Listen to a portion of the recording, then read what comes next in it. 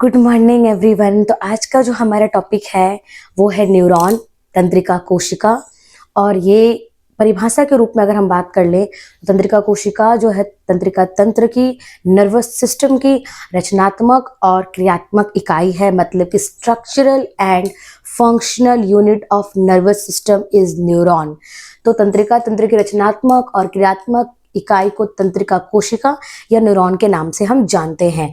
अब हम डिस्कस कर लेते हैं न्यूरॉन के पार्ट्स या न्यूरॉन के भाग को हम डिस्कस कर लेते हैं। 3 भागों में मैंने बांटा हुआ है। पहला भाग है साइटोन, दूसरा भाग है डेंड्रॉन, तीसरा भाग है एक्सॉन। ठीक है। साइटोन क्या होता है? कोशिका काय भी इसे कहते हैं। साइटोन क्या होता है? अनियमित आकार की रचना होती है। अनियमित आकार की रचना कोशिका काय कहलाती है। कोशिका काय में एक तरह का द्रव्य पाया जाता है जिसे हम न्यूरोप्लाज्म के नाम से भी जानते हैं, जो कि साइटोप्लाज्म भी आप बोल सकते हैं। जैसे कोशिका में एक कोशिका द्रव्य होता है जिसको हम साइटोप्लाज्म कहते हैं, और उसी के अंदर सारे कोशिका अंग पाए जाते हैं। सेम चीज इसमें है, न्यूरॉन में भी एक द्रव्य है न्यूरोप्लाज्म, जिसके अंदर सारे कोशिका अंग पाए जाते हैं। जैसे आरएनए, माइटोकॉन्ड्रिया, केंद्र, गोल्गी बॉडीज सारे पाए जाते हैं। कुछ ग्रेन्युलर स्ट्रक्चर्स भी इसमें पाए जाते हैं जिसे हम निसिल्स ग्रेन्यूल्स के नाम से जानते हैं। बट बहुत इंपॉर्टेंट एक चीज है, वो है सेंट्रोजोम। सेंट्रोजोम इसमें नहीं पाया जाता है। सेंट्रोजोम नहीं पाए जाने के कारण इसके अंदर विभाजन नहीं होता है, कोशिका विभाजन इसके अंदर नहीं होता है। कहने का मतलब ये है कि न्यूरॉन में विभाजन नहीं होगा। न्यूरॉन 2 भागों में या 4 भागों में, जिस तरह कोशिका 2 पुत्री कोशिकाओं में और 4 पुत्री कोशिकाओं में बढ़ती है, वैसे न्यूरॉन में नहीं होता है, क्योंकि इसके अंदर सेंट्रोजोम नहीं पाया जाता है। सेंट्रोजोम की जो भूमिका होती है कोशिका विभाजन में, वे आप जानते ही होंगे, और अगर नहीं जानते हैं तो जब मैं कोशिका विभाजन पढ़ाऊंगी तो मैं सेंट्रोजोम की भूमिका उसमें आपको बतला दूंगी। अच्छा, अब हम बात करते हैं जो साइटोन होता है वो पाया कहाँ जाता है। तो जो साइटोन होता है वो मस्तिष्क और रीढ़ रज्जु या मेरु रज्जु, जिसे हम स्पाइनल कॉर्ड भी बोलते हैं, उनके घूसर द्रव्य में ग्रे मैटर में पाया जाता है। कहाँ पाया जाता है?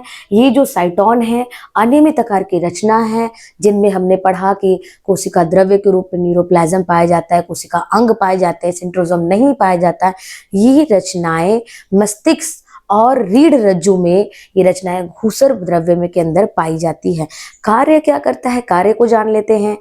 कार्य जो है पूरे न्यूरॉन का जो कार्य होता है आप सभी जानते हैं, उद्दीपन को ग्रहण करना और उसको केंद्रीय तंत्रिका तंत्र तक पहुंचाना और वहां से प्रतिचार को वापस लेकर आना, यही काम होता है हमारा न्यूरॉन का। सेम काम इनका भी होता है। ये भी जो अपने ऊपर वाले स्ट्रक्चर्स है जिसको हम बोलते हैं डेंड्रॉन, डेंड्रॉन से वो संवेदनाओं को ग्रहण करते हैं और अपने नीचे जो स्ट्रक्चर्स है जिसको हम बोलते हैं एक्सॉन, वहां वो लेकर जाते हैं। ठीक है। अभी हम डिस्कस कर लेते हैं डेंड्रॉन क्या होता है। ये जो अनियमित आकार की रचना हमने बनाई साइटोन को, जो मैं आपको बोर्ड पे एक छोटा सा एक डायग्राम में बना देती हूँ, रफ डायग्राम बना देती हूँ।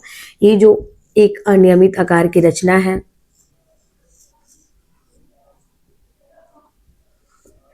ये जो रचना है इसको हम बोलते हैं साइटोन, और इसके अंदर जो निकलता है इसको हम बोलते हैं डेंड्रॉन। और डेंड्रॉन से जब हम ऐसी रचनाएं निकालते हैं तो इसको हम कहते हैं डेंड्राइट्स।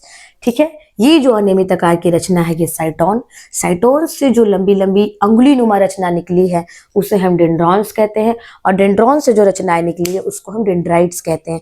तो पहले जो संवेदनाएं होती है वो पहले डेंड्राइट से आती है डेंड्रॉन में, डेंड्रॉन से आती है साइटोन में। ठीक है। पहले डेंड्राइट्स, डेंड्राइट से डेंड्रॉन, डेंड्रॉन से साइटोन।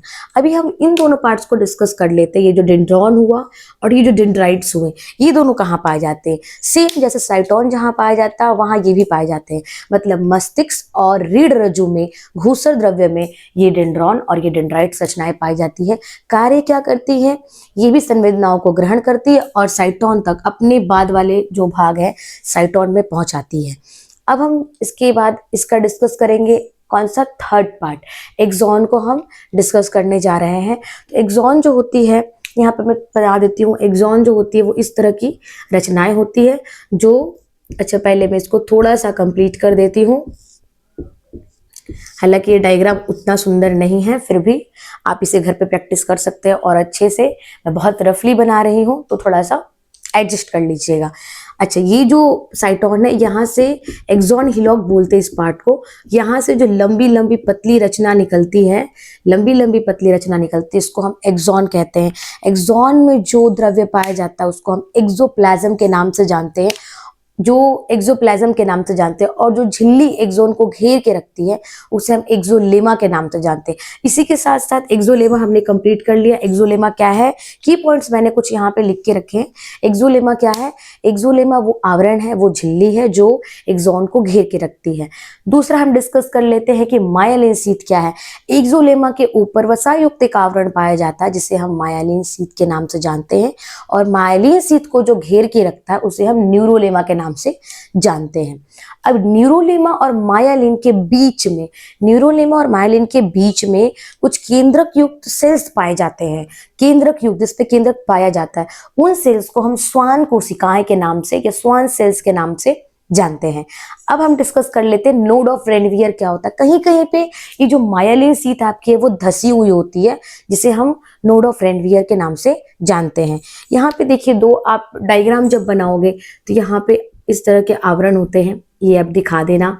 यहाँ पे सेल्स पाए जाते हैं और ये जो अंतिम भाग है इसको हम एक्सॉन टर्मिनल कहते हैं। मैं एक फ्रिज डायग्राम आपको दिखा दे रही हूँ, साइड में एक फ्रिज डायग्राम आपको दिख रहा होगा। तो ये जो अंतिम हिस्सा होता है, सबसे अंतिम हिस्सा, इसे ही हम क्या कहते हैं, इसे हम एक्सॉन टर्मिनल के नाम से जानते हैं। और ये जो होता है, एक्सॉन टर्मिनल से दूसरा न्यूरॉन जुड़ा रहता है, जो हम आगे डिस्कस करेंगे, सिनेप्स के रूप में डिस्कस करेंगे और गैंग्लियन के रूप में डिस्कस करेंगे। सिनेप्स और गैंग्लियन वो एक तरह की रचनाएं बोल सकते हैं, जिससे जैसे एक न्यूरॉन दूसरे न्यूरॉन से जुड़ा रहता है तो वो सिनेप्स और गैंग्लियन के द्वारा ही जुड़ा रहता है। तो वो हम आगे वाले क्लास में डिस्कस करेंगे। इसके अलावा क्या होता है एक्सॉन का काम, कि अब जो संवेदना ऊपर से आई है, मतलब साइटोन से आई है, उसे दूसरे एक्सॉन टर्मिनल के थ्रू दूसरे न्यूरॉन में पास करने का काम जो होता है वो एक्सॉन टर्मिनल्स का या एक्सॉन का काम होता है। और इसी के साथ इसका डायग्राम बहुत इंपॉर्टेंट है, प्रैक्टिस कर लीजिएगा। और इसे मैंने बहुत रफली समझाया है, कोई भी डाउट होगा तो आप कमेंट सेक्शन में जरूर बताइएगा।